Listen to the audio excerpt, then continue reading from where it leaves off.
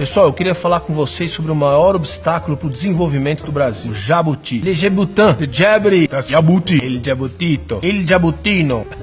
Esse bicho lerdo e feioso aqui, ó. O jabuti representa uma casta privilegiada e retrógrada, a chamada velha política. São caciques, coronéis, corporativistas e burocratas que controlam e atrasam o país há décadas. O jabuti reina no Brasil, mas morre de medo da onça.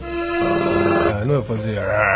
E para entender direito quem é a onça nessa terra de jabutis, o melhor exemplo vem do Segundo Reinado, em meados do século XIX. Na época o Brasil tinha menos de 10 milhões de habitantes e era uma sociedade agrária e escravocrata. O nome da onça? Irineu Evangelista de Souza. Mas você deve ter ouvido falar nele como Barão de Mauá. Quando tinha 9 anos, o jovem Irineu veio para o Rio de Janeiro, fugindo dos conflitos da fronteira gaúcha com o Uruguai. Na capital do Império, começou trabalhando para o importador escocês, no comércio de secos e molhados. Autodidata, aprendeu contabilidade em inglês, além de se aperfeiçoar na negociação comercial. Olha só alguns feitos do Irineu ainda jovem. Fundou o primeiro estaleiro e construiu a primeira ferrovia do país. Explorou com seus barcos a vapor a região amazônica. Instalou a iluminação pública a gás no Rio de Janeiro. Fundou o Banco do Brasil.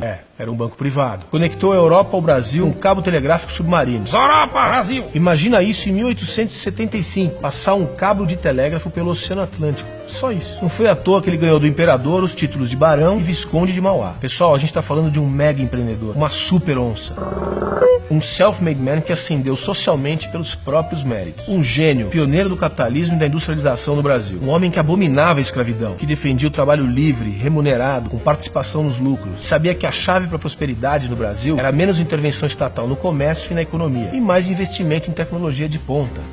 Barão de Mauá leu Adam Smith com 15 anos e a partir daí formou sua visão de mundo. Ele foi o precursor do liberalismo no Brasil. Detestava privilégios e gostava de concorrência. No seu auge, em 1860, tinha 17 empresas em 6 países. E a sua fortuna era maior do que o orçamento imperial. Muita grana. Mas a maioria dessa riqueza se perdeu. Sabem por quê? Algumas pedras no caminho, ou melhor, alguns jabutis. O maior deles foi o ministro da Fazenda de Dom Pedro II, o Visconde de Itaboraí. Poderia ser chamado de Visconde Jabuti. Sempre intervindo contra a livre iniciativa, o Visconde Jabuti chegou a desapropriar algumas empresas do Mauá. Lembra do Banco do Brasil?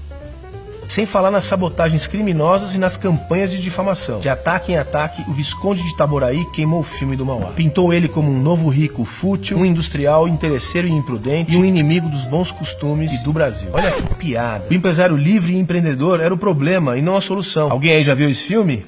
É tipo na novela, o patrão sempre fica de malvado e mau caráter. Bacana, né? Décadas depois, já no século XX, nossa industrialização tardia se deu pela via do capitalismo de Estado. Ou seja, empresas e empresários prosperavam quando alinhados aos interesses do governo. Foi assim com Vargas, foi assim com JK, e foi assim com a marcha forçada da industrialização no período militar. Já nos anos 90, aumentou a farra de financiamento por bancos públicos. Aliás, sobre esse tema, recomendo a leitura do livro Capitalismo de Laços, do professor Sérgio Lazzarini. Explica tudo. Mas essa economia intervencionista, esse capitalismo fake, voou mais alto nesse começo do século XXI. Vimos uma distribuição sem precedentes de vantagens financeiras, utilizando bilhões e bilhões de dinheiro público via BNDES, Banco Nacional de Desenvolvimento Econômico e Social. Dinheiro dos nossos impostos que foram direcionados para as empresas amigas do governo, as chamadas campeãs nacionais. Você conhece algumas, JBS, Odebrecht, etc. Foi a união dos jabutis com a máquina sindical do PT, mais os amiguinhos do Lula, que criou esses Joesleys, Marcelos e Aikes da vida. Pessoal, a liberdade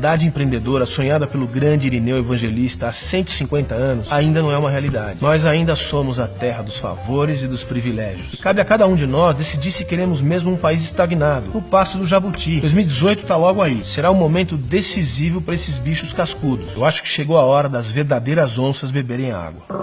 Moçada, eu sou Christian Lobauer, professor, cientista político e queria convidar vocês para curtirem a página e debaterem as nossas ideias. Quem quiser receber meus vídeos por WhatsApp é só mandar o nome completo e a cidade nesse número aqui, ó. Até mais. O melhor programa econômico do governo é não atrapalhar aqueles que produzem, investem, poupam, empregam, trabalham e consomem. Irineu Evangelista de Souza, Barão de Mauá.